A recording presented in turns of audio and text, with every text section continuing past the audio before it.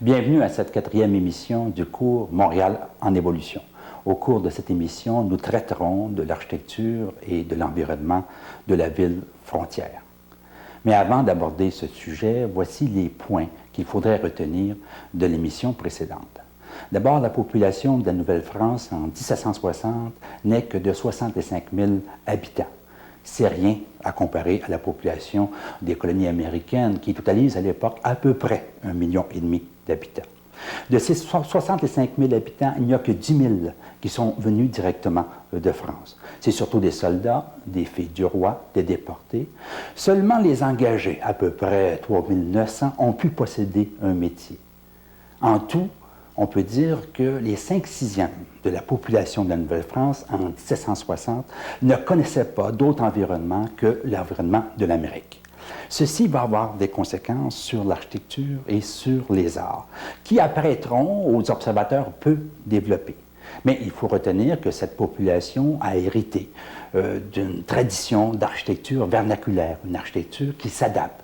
Et tout le monde est d'accord pour reconnaître que cette tradition, cette architecture a un caractère médiéval. Maintenant, ce ne sera pas la seule tradition présente en Nouvelle-France, parce que la classe dirigeante qui se recrute dans la haute noblesse, elle a aussi sa tradition. Et cette tradition, c'est le classicisme qui est à la mode à l'époque en Europe. On a donné comme exemple d'un dirigeant de la classe dirigeante, M. de Frontenac.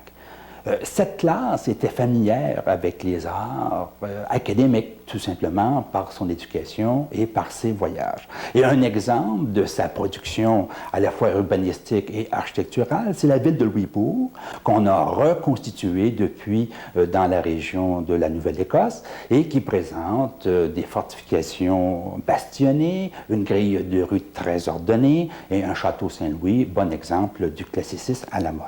Alors, dès le début, on va retrouver en Nouvelle-France et à Montréal une forte dichotomie dans le milieu bâti entre la tradition médiévale et la tradition classique. On a vu par la suite le plan de Dollier de Casson, plan qu'il a tracé en 1672. Le coteau Saint-Louis, qui est le territoire plus ou moins du Vieux-Montréal actuel, représentait des avantages par sa topographie, à la fois contre les inondations et pour se défendre. Et M. Dollier de Casson va tracer 3 rues dans le sens longitudinal du coteau Saint-Louis et 7 rues dans le sens transversal. On a vu que ce plan a été influencé par la topographie même du coteau et par les concessions que M. de Maisonneuve avait fait vers les années 1747-1748. Et ce plan va évoluer jusque vers 1760, qui est la période de notre analyse. Alors, si on regarde la carte de M. Jeffrey en 1760, qu'est-ce que nous avons constaté? D'abord qu'il y a des fortifications bastionnées faites par l'ingénieur du roi, Chaudelot de Léry, qui lui-même avait été l'élève de Vauban. De Vauban, c'est l'ingénieur par excellence de ce type de fortification en France. Les fortifications avaient des portes à l'est, au nord et à l'ouest, et une grille de rue plus ou moins orthogonale, marquée par la place du marché dans la place Ville et la place d'Armes dans la Haute-Ville. Des institutions religieuses étaient réparties d'une façon assez équilibrée dans la ville. Les Récollets à l'ouest, le séminaire de Saint-Sulpice, l'Hôtel-Dieu et les sœurs de la congrégation Notre-Dame au milieu, et les jésuites plutôt vers l'est. Les institutions et équipements civils se résumaient au château de Vaudreuil, au château de Ramsey, la citadelle et l'arsenal, qui se trouvaient tous à l'est. Il y avait 3 faubourgs à l'époque, Saint-Joseph à l'ouest, Saint-Laurent au nord et Québec à l'est. En tout, une population de 5 500 habitants environ, 900 résidences pour l'ensemble de la ville, donc une densité assez faible. Il y avait dans cette ville des caractéristiques urbaines. Et pour nous, ces caractéristiques morphologiques rappellent la ville médiévale. Pourquoi? À cause de la présence de la place du marché, des fortifications et des institutions religieuses qui dominaient évidemment la silhouette de la ville. Maintenant, si on parle de la ville médiévale, il faut parler plus précisément de la Bastide, ces villes militaires avec plan orthogonal. Et on a vu que Montréal présentait des conditions d'établissement un peu comme les Bastides, ça veut dire des conditions d'établissement dans des territoires hostiles. Au point de vue classicisme, il faut retenir l'église en plein milieu de la rue, l'église Notre-Dame, et ses fameuses fortifications bastionnées.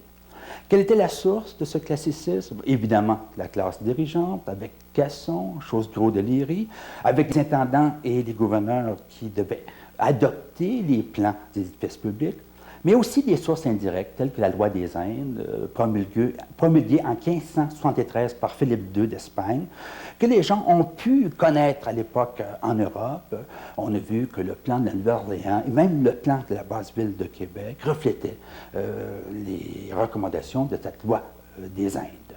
Alors aujourd'hui, nous allons traiter de l'architecture et de l'environnement de cette ville frontière.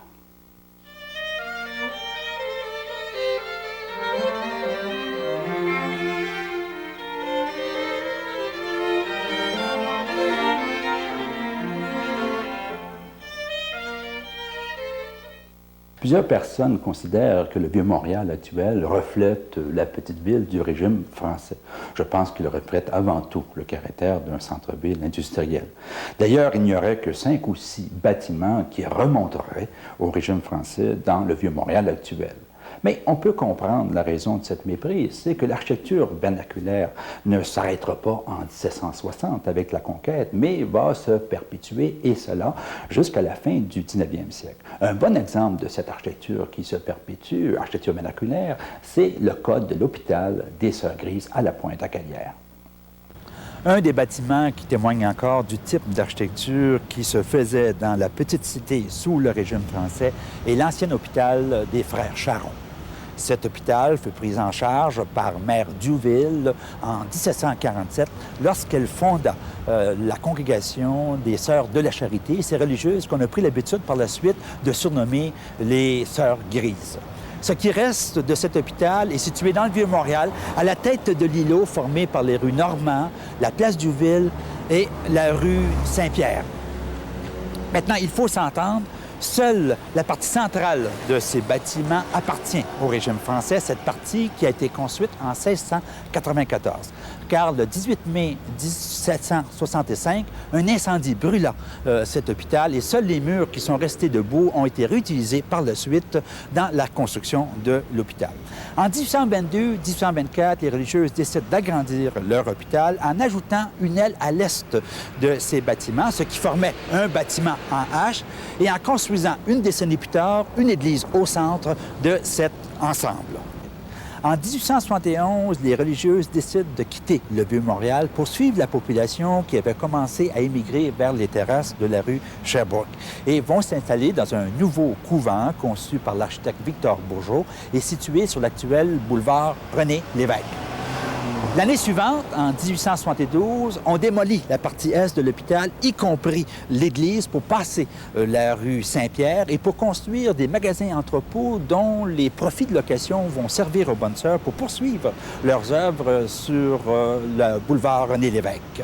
Et on peut encore voir aujourd'hui, sur la rue Saint-Pierre, les traces de cette démolition. Une partie du cœur de la chapelle reste toujours visible. Ce qui caractérise la partie du régime français, le bâtiment central construit en 1694, ce sont ces murs en moellon avec des ouvertures avec chaînage de pierre lisse. Mais l'ensemble est très simple et très austère et reflète davantage un bâtiment utilitaire et fonctionnel qu'un bâtiment de prestige. Les religieux sont revenus maintenant dans leur bâtiment. On appelle le bâtiment la maison de Mère Marguerite Duville, qui fut recyclée à cette fin en 1969-1980 par les architectes Desnoyers et Mercure. La maison du Calvet est aussi un exemple d'un bâtiment vernaculaire dont l'architecture se perpétue au-delà de la conquête. Elle est située au coin nord-est de la rue Bon-Secours et de la rue Saint-Paul et fut construite en 1770 pour le marchand huguenot Pierre du Calvet. Alors, elle présente toutes les caractéristiques de l'architecture vernaculaire du régime français. Remarquez son toit en forte pente, environ 45 degrés. Ses murs pignon-coup-de-feu, surtout celui sur la rue Bon-Secours, qui prend assise sur des consoles et des corbeaux. La prédominance des pleins sur les vides, ce qui reflète la tradition médiévale. Mais il y a aussi l'influence du classicisme. Regardez du côté de la rue Saint-Paul. Saint-Paul. Il y a une symétrie dans cette façade par rapport à l'axe d'entrée et on peut voir que le rez-de-chaussée est mis en évidence par la hauteur de l'étage alors que cette hauteur diminue au second étage, y compris la hauteur des fenêtres, ce qui reflète un principe de la Renaissance, de la mise en valeur du bel étage.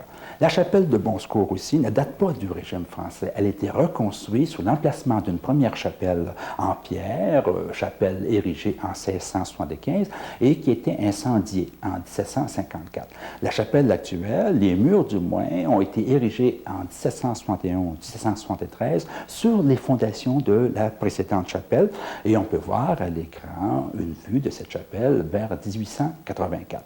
Malheureusement, entre 1886 et 1894, on a fait des modifications à cette chapelle, modifications considérables à la façade nord sur la rue Saint-Paul, aussi considérables à la façade sud sur la rue de la Commune. On a changé son clocher, rénové son toit, on a ajouté une espèce de tour octogonale assez massive sur l'abside, avec le résultat que cette chapelle ne reflète pas du tout l'architecture du régime français, mais beaucoup plus de mauvais goût et la surcharge qu'on associe à l'occasion avec la période victorienne.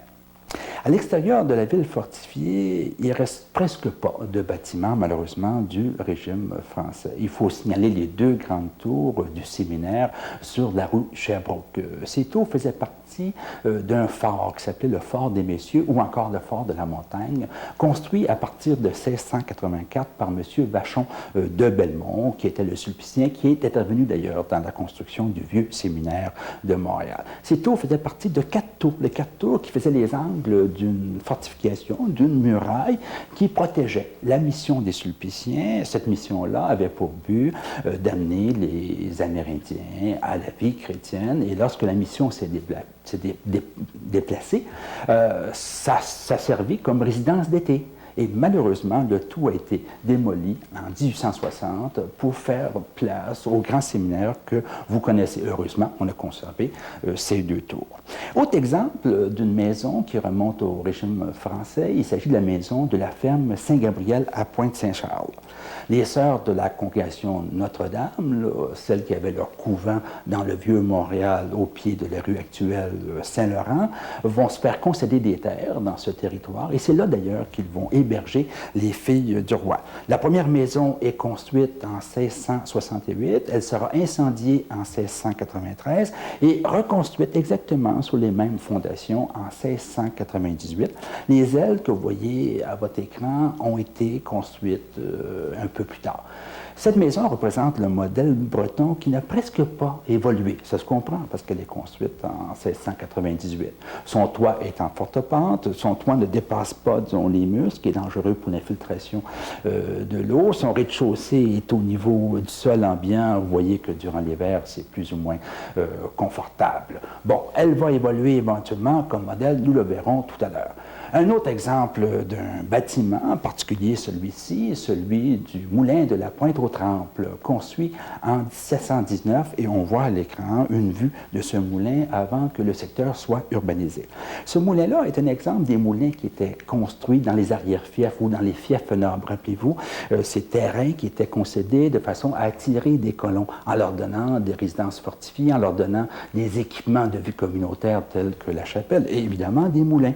Il en reste encore quelques-uns sur Montréal, notamment le moulin Fleming à Ville-la-Salle. Il y en a un autre sur l'île Perrot, mais c'est peu par rapport aux 20 moulins qui existaient ou qui auraient existé sur l'île de Montréal. D'ailleurs, ce pauvre moulin de Pointe-aux-Trembles a perdu son mécanisme, il a perdu ses ailes, et vous voyez la façon qui a été étouffée par un bâtiment voisin.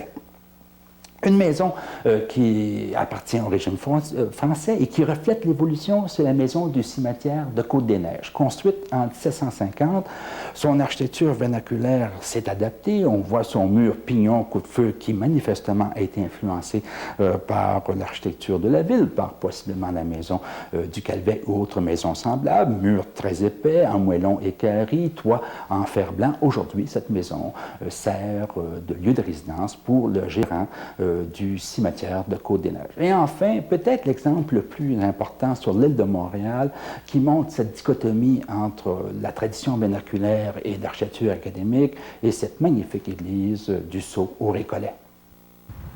L'église de la Visitation du Sceau-Récollet, située sur le boulevard Gouin, à l'ouest de l'avenue Papineau, constitue la plus vieille église encore existante sur l'île de Montréal. Elle est d'ailleurs la seule dont la majeure partie de la construction remonte au régime français. Et elle compte parmi les édifices qui témoignent le mieux de ce mélange de traditions populaires et académiques qui deviendra une caractéristique de l'architecture traditionnelle montréalaise et québécoise. Elle fut érigée en 1749-1751 par un maître maçon, Charles Guilbeault. On peut reconnaître d'ailleurs l'empreinte de l'artisanat dans ses épais murs en moellon, dans ses toits en forte pente, tandis que le couronnement cintré des fenêtres rappelle la tradition classique. À l'origine, les contreforts étaient en pierre et en 1964, on les a remplacés par des contreforts en béton qui, malheureusement, viennent briser l'harmonie de ces murs latéraux. La nef, qui fut trop exiguë avec l'accroissement de la population, fut agrandie en 1850-1852 par John Hostel, qui en profita pour ajouter une façade monumentale de style néo-classique. John Hostel, comme nous le verrons, comptera parmi les architectes les plus importants à Montréal avec Victor Bourgeot au cours du 19e siècle. Même si l'intérieur de l'église de la Visitation du Sceau-Récollet n'a pas été réalisé durant le régime français, en effet, les travaux commencèrent en 1764, il possède toute la splendeur et les caractéristiques de la tradition architecturale classique française. Il met bien en évidence l'art et le talent de ces maîtres sculpteurs sur bois qui se succédèrent pendant 3/4 de siècle pour le réaliser. Il s'agit des maîtres sculpteurs sur bois, Philippe Liébert, Louis-Amable Quévillon et David Fleury-David. Des travaux de maître Liébert, qui fut un sculpteur très connu à son époque, il reste le tabernacle du maître-autel, mais surtout les 2 magnifiques portes de la sacristie qui sont de style Louis XV. Louis-Amable Quévillon était un natif du Sceau-Récollet et un des responsables du renouveau et de l'essor de la sculpture architecturale dans la région de Montréalaise. Il est l'auteur des tombeaux sous les autels, le tombeau du maître-autel et les tombeaux des autels latéraux. Quant à David Fleury-David, qui était aussi natif du Sceau-Récollet, il est responsable de l'aménagement d'ensemble de la décoration de l'église, y compris celle de la voûte. Il s'adonna à cette tâche de 1816 jusqu'en 1830. Et on peut remarquer que tout l'intérieur est lambrissé en bois et rehaussé de sculptures du même matériau. Cet intérieur a été restauré il y a une quinzaine d'années en respectant les couleurs d'origine. Il témoigne bien de la jeunesse, de la délicatesse et de la vivacité de cette tradition architecturale classique française qui réussissait à mieux s'exprimer à l'intérieur des bâtiments qu'à l'extérieur pour la raison évidente qu'elle n'avait pas à s'adapter aux rigueurs du climat à l'intérieur des bâtiments.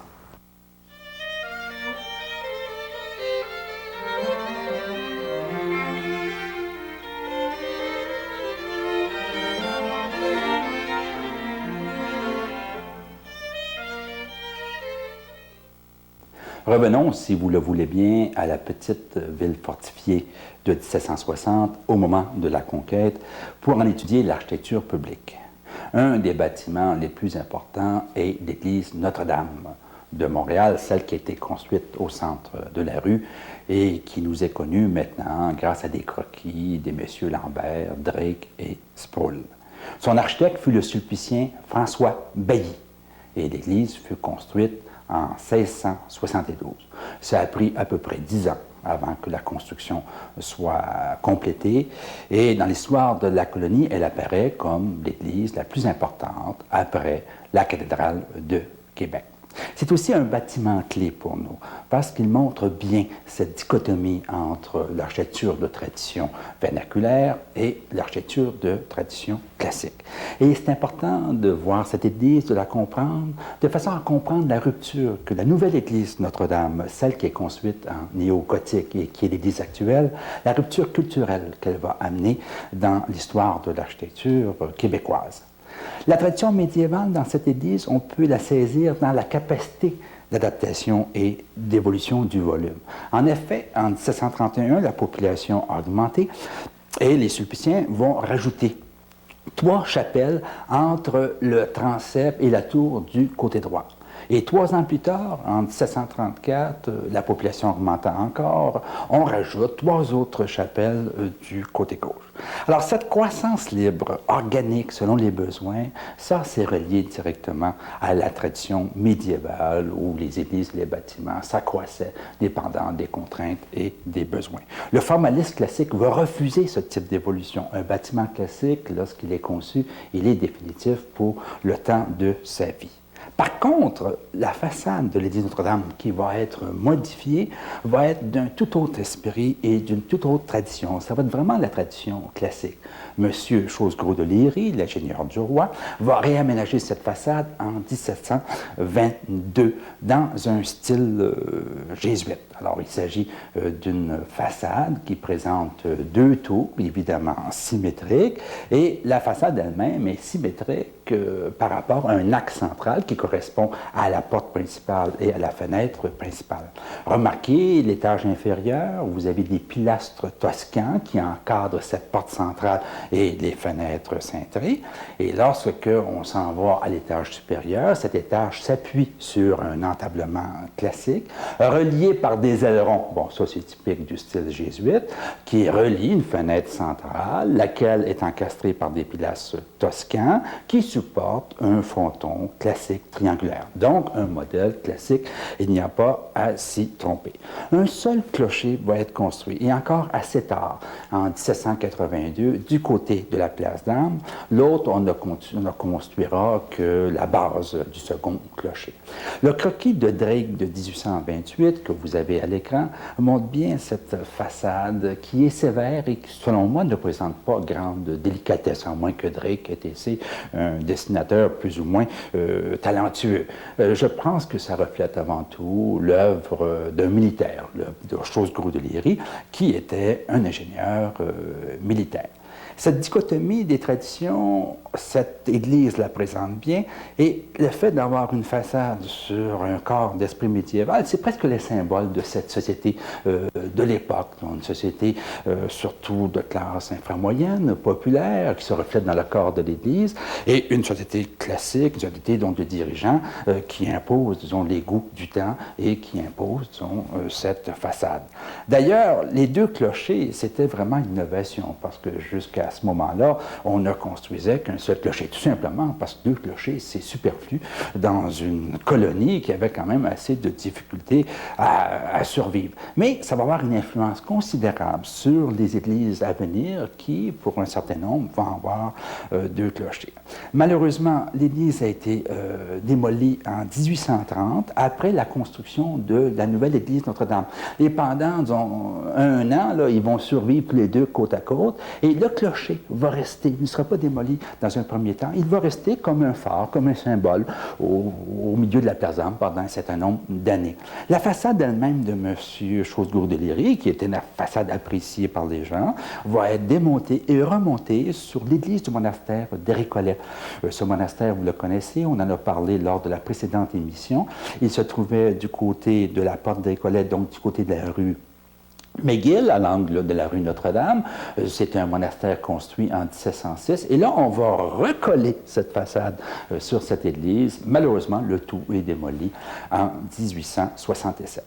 Le vieux séminaire Saint-Sulpice aussi présente un exemple de bâtiment d'architecture publique qui témoigne de ces traditions, l'économie de ces traditions, traditions médiévales et traditions classiques. C'est le plus vieux bâtiment, d'ailleurs, à avoir survécu à l'intérieur de la ville fortifiée, ça veut dire dans le vieux Montréal actuel.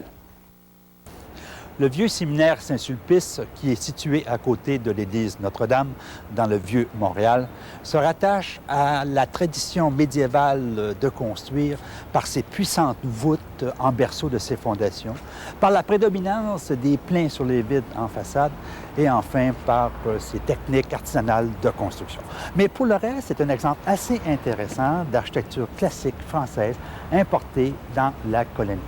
Il a été construit à partir de 1684 par deux Sulpiciens qui appartenaient à la petite noblesse de France. Et pour cette raison, ils ont dû être familiers avec les canons du classicisme dans la mère patrie.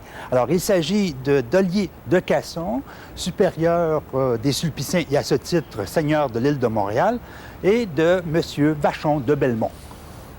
Le vieux séminaire de Saint-Sulpice possède les traits des hôtels particuliers qui étaient construits au 17e siècle dans les villes de province françaises. Doté d'une cour d'accès à l'avant et d'un magnifique jardin à l'arrière, il présentait à l'origine un plan en U avec des ailes latérales et des ouvertures symétriques par rapport à un axe central qui est représenté par la porte d'entrée principale. Cette porte d'entrée principale est encadrée par des pilastres engagés de style ionique qui supportent un entablement.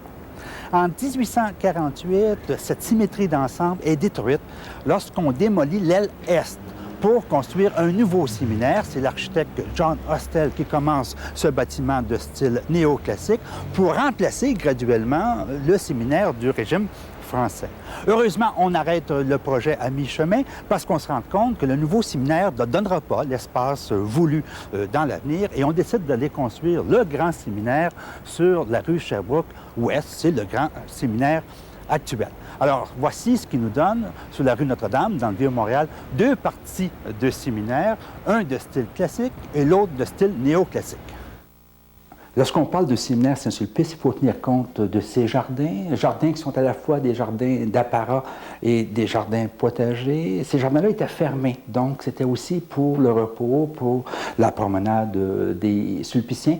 Et ça traduisait dans ce sens cette tradition médiévale des jardins de cloître. Et on peut apprécier, dans le cas du jardin du séminaire, en autant que l'aménagement est conforme à la tradition, que c'est une tradition classique assez formelle.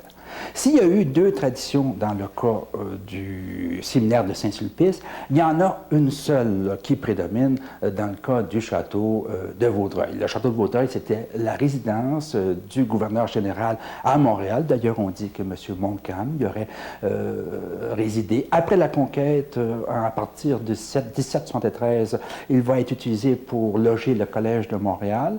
Malheureusement, il va être détruit dans un incendie le 6 juin 1803. Et le même incendie va détruire l'établissement des Jésuites. Nous allons revenir sur cette tragédie lorsque nous parlerons de la place Jacques-Cartier. Alors, il nous est connu ce château par des dessins d'archives, et c'est M. Chosgros de Léry, qui est l'ingénieur du roi, qui fait cette façade et le château lui-même en 1723. Il réussit mieux que l'église Notre-Dame. On voit d'ailleurs que les proportions sont plus agréables et que le bâtiment est plus élégant. Alors, si on regarde ces coquilles d'archives, on voit sous la rue Saint-Paul une façade de 2 étages, surélevée sur un solage. La symétrie est parfaite par rapport à une porte centrale et un escalier d'apparat à 2 volets, qu'on appelle l'escalier à la Fontainebleau. C'est un luxe, évidemment, 2 volets dans une colonie. Ça rappelle le luxe des clochers de l'église Notre-Dame. Le plan de rez-de-chaussée est aussi symétrique, à la fois par rapport aux ailes du bâtiment et à la fois par rapport aux pièces. Il y a des terrasses de chaque côté des pièces nobles avec belle ouverture du côté du jardin. Même symétrie en plan à l'étage et en coupe, on peut apprécier les proportions très agréables de ces pièces. Le jardin n'était pas un jardin fermé, c'était un jardin ouvert, un jardin d'apparat pour mettre en valeur le château. Alors, ce château-là était peut-être en rien comparable au plus insignifiant hôtel parisien du 18e siècle. Ce n'est pas du tout le même raffinement, mais dans la colonie, du point de vue d'un style classique, il n'y avait pas d'égal, sauf peut-être le palais épiscopal de la ville de Québec.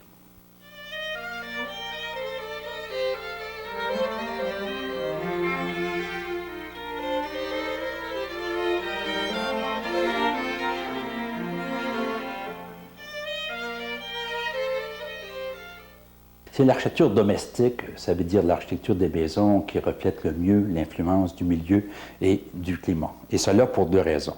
D'abord, elle est le produit d'une classe populaire, celle qui a hérité de cette tradition ancestrale de construire. Et cette tradition a pour objectif premier de répondre aux besoins essentiels de sécurité et de confort, beaucoup plus que pour répondre aux besoins de représentation. Et Dieu sait que dans la région montréalaise, ces besoins de sécurité face à l'hostilité des Amérindiens, et ce besoin de confort face au climat était important.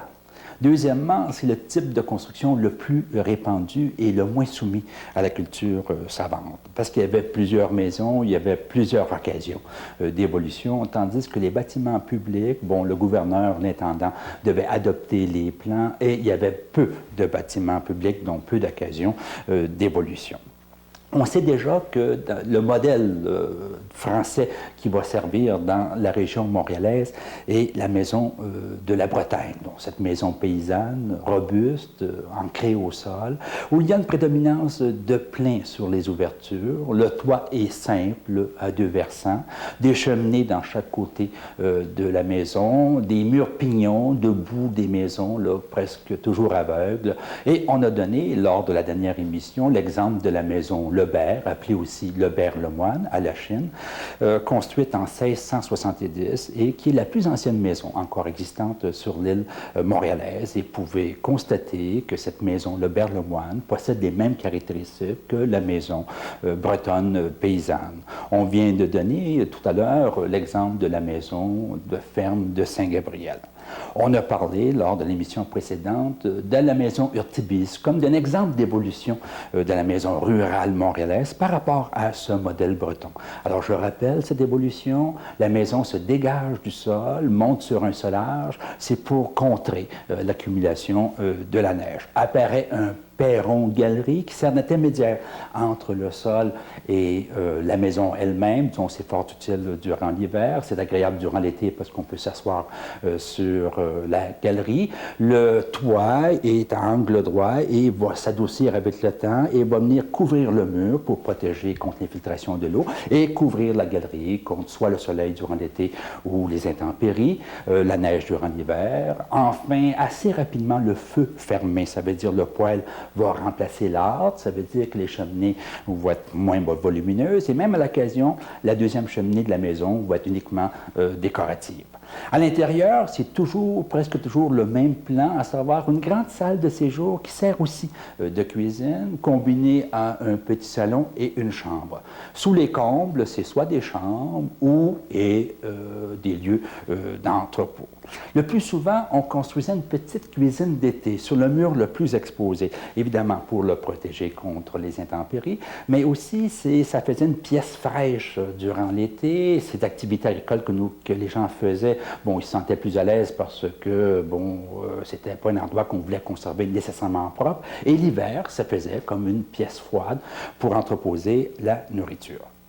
La maison urbaine, la maison qu'on va retrouver dans la petite ville de 1760 et quelques temps après, va évoluer d'une façon différente de la maison rurale. Si on prend des exemples comme la maison du Calvet, dont nous avons parlé tout à l'heure, construite en 1770, la maison Baudouin au 427-437 de la rue Saint-Vincent, elle a été construite vers 1795. La maison Le Patriote au 169 de la rue Saint-Paul-Est, construite vers 1800. Et enfin, la maison Del Vecchio au 404 de la place Jacques-Cartier, construite en 1806-1807. Aucune de ces maisons appartient au régime français, mais ils ont conservé les principales caractéristiques. Et voici quelles sont les caractéristiques de cette maison urbaine. Alors, vous voyez, il n'y a pas de dégagement, il n'y a pas de soulèvement de la maison par rapport au sol. Le plancher du rez-de-chaussée est assez proche du sol.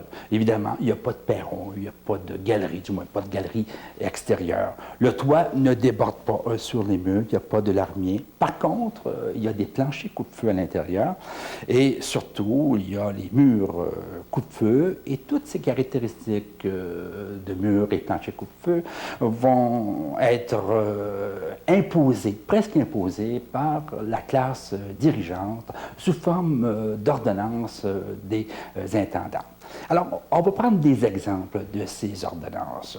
Prenons 2 exemples. Le premier exemple, c'est une ordonnance du 8 juillet de 1721 de Michel Bégon.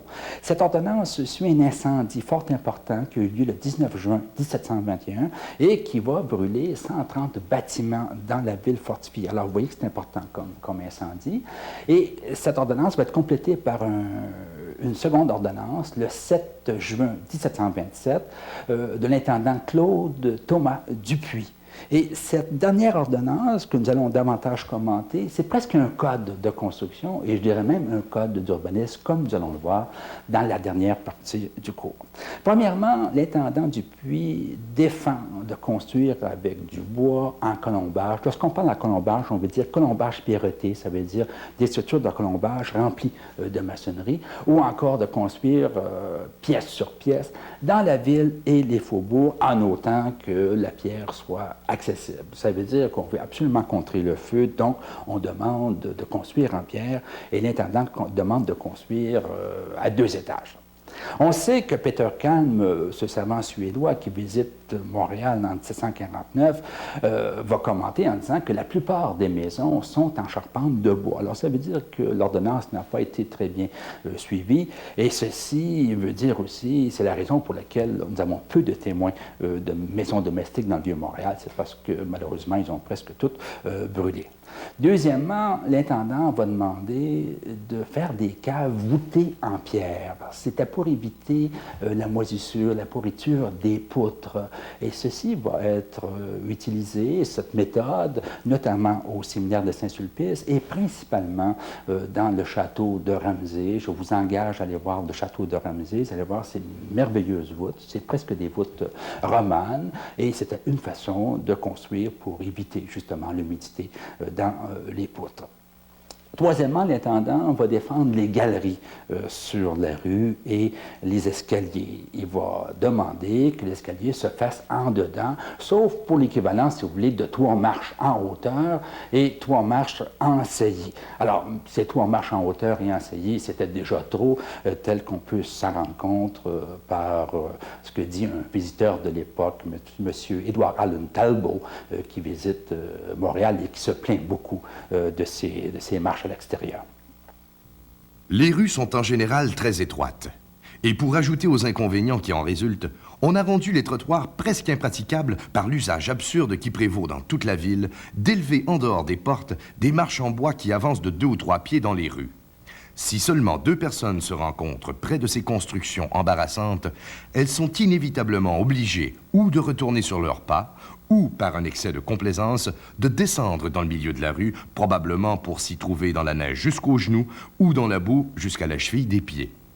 Quatrièmement, l'intendant défend de mêler du bois apparent dans les murs extérieurs, les murs de maçonnerie. Il va plus loin que ça. Il défend de couvrir les toits en bardeaux de bois, préférant le fer blanc. Et ce qui va donner à Montréal le qualificatif de ville d'argent, tout simplement parce que ce fer blanc reflétait au soleil et ça donnait l'impression que les toits étaient en argent. Et il va défendre de faire les toits à la mansarde. Les toits à la mansarde sont des toits qui sont coupés parce que l'intendant dit que ça fait une forêt de bois sur les maisons et c'est très dangereux pour le feu. Cinquièmement, pour les planchers des greniers, il va recommander qu'on y dépose au minimum 2 pouces de chaux et de sable pour servir d'espèce de barrière contre le feu. Et se disant que si le feu prenait à l'intérieur de la maison ou dans le voisinage, les gens devaient démolir rapidement le toit de façon à éviter que le feu se communique au toit ou communique de toit en toit. Alors, ce type de plancher coupe-feu va être employé au vieux séminaire et au château de Ramsay. Sixièmement, et c'est peut-être l'élément, le trait le plus important, il va demander que les murs de refente, dont les murs qui sont les murs mitoyens, qui séparent les maisons, débordent le toit de façon à éviter que le feu se propage de toit en toit. Le feu, malheureusement, se propageait de cette façon-là. Alors, c'est le fameux mur pignon coupe-feu ensailli au-dessus des toits et qui repose là sur des assises, un corbeau ou des consoles. Voici le trait le plus distinctif du paysage urbain montréalais. Et ce qui est intéressant, c'est que cette façon de faire, qui se voulait fonctionnelle pour contrer le feu, va survivre aux besoins du feu et devenir une forme culturelle. On l'a vu dans le cas de la maison du Calvet, parce que la maison du Calvet, il y a un mur qui n'est pas mitoyen, donc le feu ne pouvait pas venir de la maison voisine, mais il y a quand même ce trait-là. Mais on le voit surtout dans le cas du château de Ramsay. Le château de Ramsay est sans doute le bâtiment du régime français le plus connu à Montréal. D'ailleurs, en 1929, il fut le premier édifice du Québec à être classé monument historique. Le château de Ramsay présente un trait architectural particulier. En effet, sa façade ouest est terminée par un mur pignon coupe-feu reliant deux cheminées. Il s'agit d'un trait architectural issu d'abord de la maison urbaine arrangée et qu'on va retrouver dans la région montréalaise dans les résidences détachées durant le régime français. On a cru longtemps, à la suite de l'excellent chercheur Ramsay Traquair, que le château de Ramsay avait eu, dès son départ, dès sa construction en 1705, ce trait architectural. Et on a déduit qu'il a pu être, grâce à sa fonction prestigieuse de maison du gouverneur, un modèle architectural largement imité par la suite dans les maisons rurales autour de Montréal. Il faut revoir aujourd'hui cette interprétation, car lorsque le gouverneur de Montréal, Claude de Ramsay, décède en 1742, ses enfants vont revendre la maison à la Compagnie des Indes, laquelle va la refaire en l'agrandissant d'une façon assez considérable en 1756-1757, avec le résultat que dans le château reconstruit, il y avait peu de traces du bâtiment de 1705. Donc, loin d'être un des premiers exemples connus de ce trait architectural du mur pignon coupe-feu, le château de Ramsay est un exemple plus prestigieux qu'un autre d'un trait architectural qui aurait été déjà très répandu dans la région montréalaise. Alors, on sait que le château de Ramsay a connu plusieurs fonctions et plusieurs transformations, mais ce qu'il faut retenir, c'est que l'exemple d'une forme architecturale qui est issue au départ d'une fonction très précise, mais qui finit par s'imposer d'une façon significative comme forme architecturale, malgré que la fonction ait disparu. Il faudra se rappeler de cette leçon-là lorsque nous parlerons de l'architecture moderne. On peut se faire un portrait de cette maison urbaine en prenant comme exemple la maison du Calvet, la maison Baudouin, la maison Le Patriote et la maison Del Vecchio. Qu'est-ce qu'on peut en dire? D'abord, le plan est rectangulaire ou oblong. C'est un plan qui est simple, divisé en pièces d'avant et pièces d'arrière. Et ceci se traduit dans les deux cheminées que vous avez du côté de ces maisons-là, comme dans le cas de la maison du Calvet ou du château de Ramsay. D'une façon verticale, le plan est divisé en activités de jour au rez-de-chaussée et activités de nuit à l'étage. Les murs sont épais, ils sont en moellon, ça veut dire des pierres des champs plus ou moins équarries, mais la pierre équarrie, disons presque de taille, va servir à encadrer à la fois les fenêtres et les portes.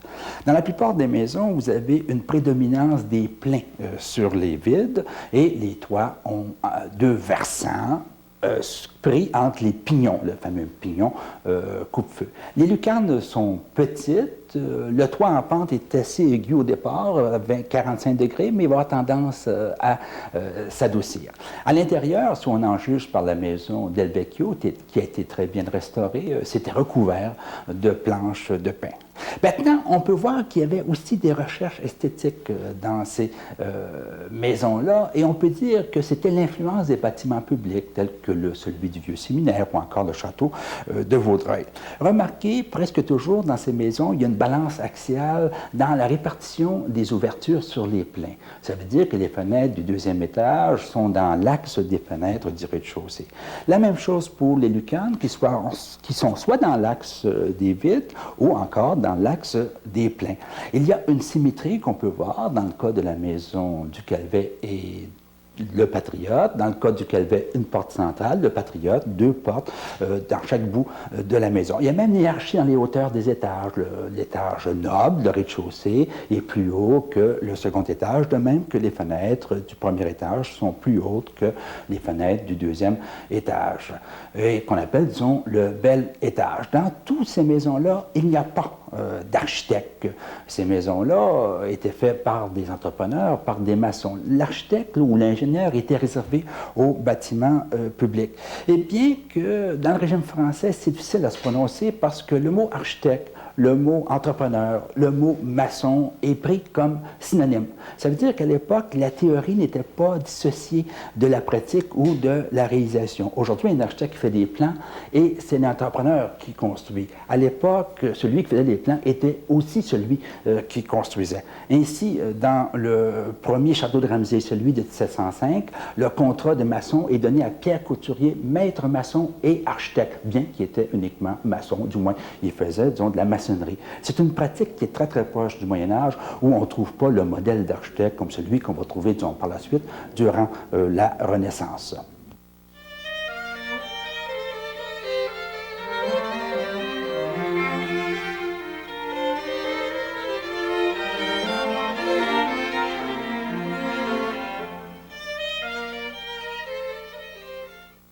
Quel jugement peut-on porter sur l'environnement urbain de cette petite ville de la fin du régime français? Il est difficile, voire impossible d'en juger par le vieux Montréal actuel qui s'est complètement transformé. Même si la grille de rue est restée sensiblement la même, il y a de tels changements draconiens dans les fonctions urbaines, dans les techniques de construction, dans les modes de transport, que l'image est complètement transformée. On peut dire qu'il y a peut-être deux îlots qui offrent un pâle reflet, tout simplement parce qu'ils se sont développés plus tard que les autres, dans des matériaux plus permanents que le bois, donc en pierre.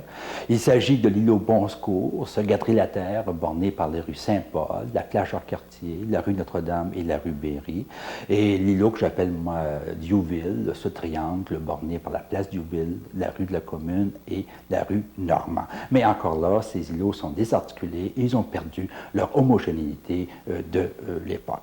On peut s'en faire une idée d'après les cartes historiques, les vues telles celles de M. Thomas Patton, les ordonnances des intendants et les descriptions, observations des visiteurs de l'époque.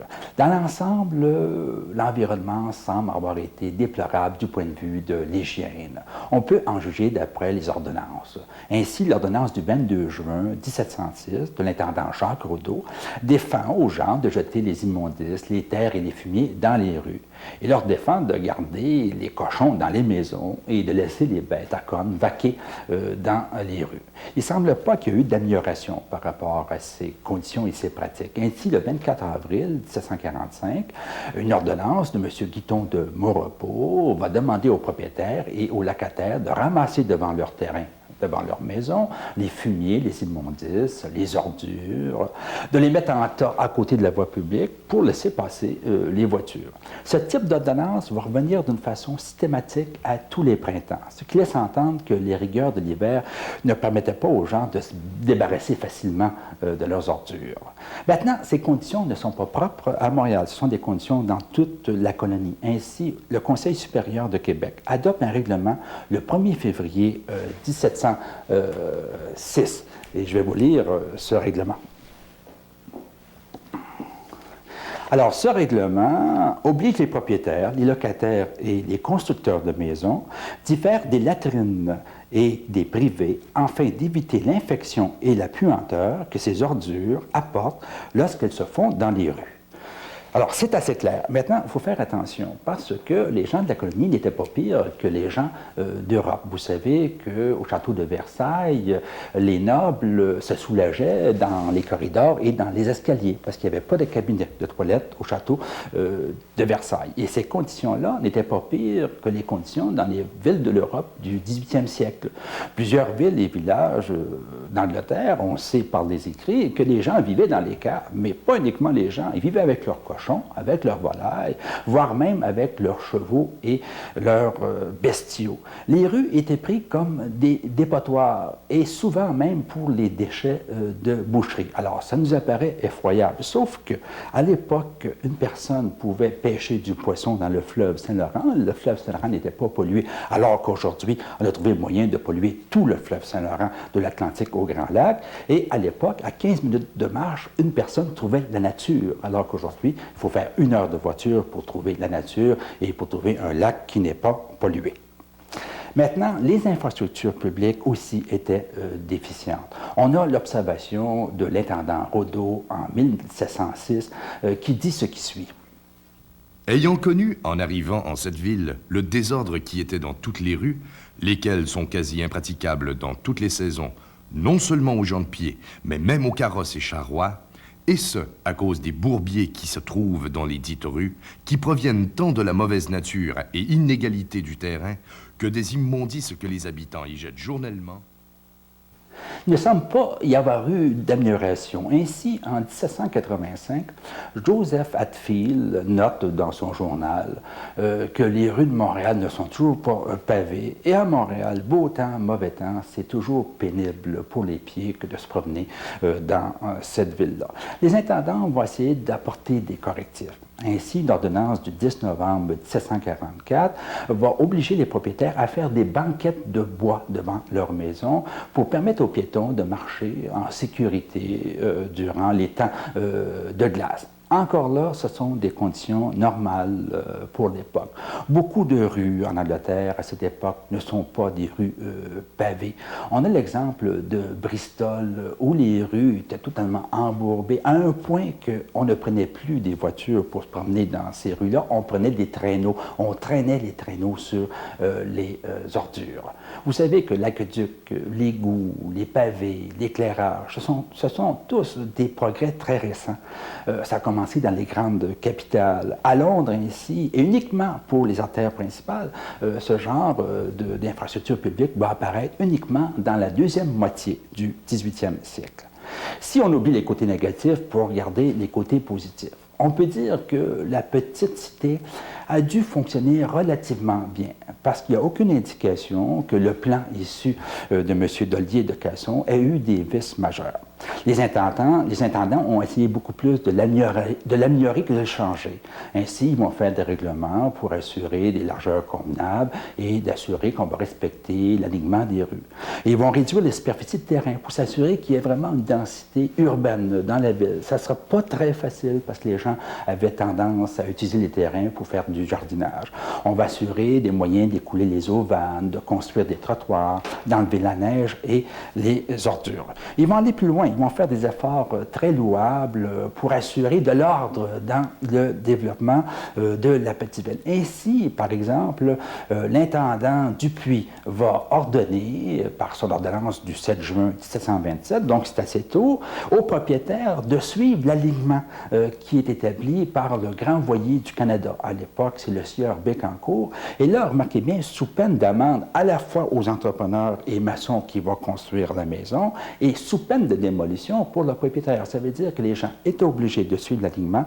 Sans ça, on pénalisait les uns comme les autres.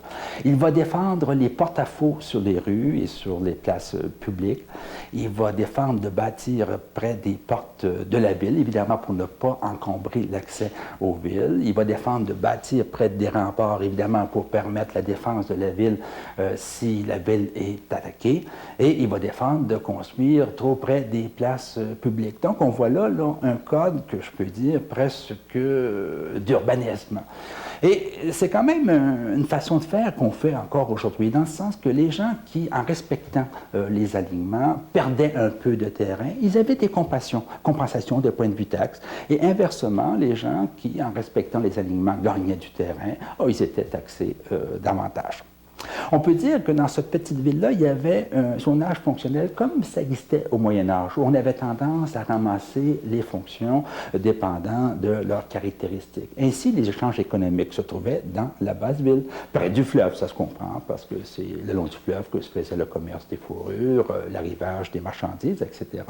Et il y avait là la place du marché et la rue Saint-Paul, qui était la rue commerciale. À l'époque, le travail n'est pas dissocié du lieu de résidence, et sur la rue Saint-Paul, se trouvaient des boutiques d'artisanat au rez-de-chaussée, des commerces, et à l'étage, on y vivait. Les fonctions administratives, les fonctions publiques étaient concentrées dans l'est, vraiment dans l'est de la ville. Bon, château de Vaudreuil, le château de Ramsey, la citadelle, les quais et les hangars du roi. Par contre, les fonctions religieuses, fonctions de culte de l'église Notre-Dame et les fonctions de support au bien-être physique et social des gens étaient réparties d'une façon équilibrée dans toute la ville. On a vu ça dans plusieurs reprises et il y avait des jardins pour signer ces institutions. Sur le plan formel, malgré une très faible densité, c'est un ensemble, on peut l'apprécier avec la maquette, un ensemble homogène, avec une échelle assez constante. Un environnement qui est fait de plains et de vides. Des plains, bon, c'est le bâti, et les vides, ce sont les espaces publics et ce sont les jardins. Alors, c'est des vides significatifs à comparer aujourd'hui dans le Vieux-Montréal, où on a des stationnements qui sont des vides négatifs. La silhouette de la ville est dominée par l'église Notre-Dame, avec les institutions religieuses là, qui reflètent vraiment les idéaux de cette ville. Alors aujourd'hui, vous le savez, dans le Vieux-Montréal, les idéaux sont reflétés beaucoup plus par les gratte-ciels. Alors vous voyez le changement qui s'est passé. Et on peut dire que malgré les densités qui étaient faibles, parce que ça reste encore une ville qui est presque rurale, l'environnement, les caractéristiques d'environnement étaient celles d'une petite ville médiévale ou pré-industrielle européenne. Évidemment, j'hésite de toujours parler de ville médiévale parce que tout le monde sait que rendu au 18e siècle, le Moyen-Âge est terminé, mais il demeure que cette tradition va continuer et si on peut se mettre d'accord, on pourrait prendre l'expression de ville pré-industrielle. Et la semaine prochaine, nous allons voir comment cette ville pré-industrielle va se rendre jusqu'à la période industrielle.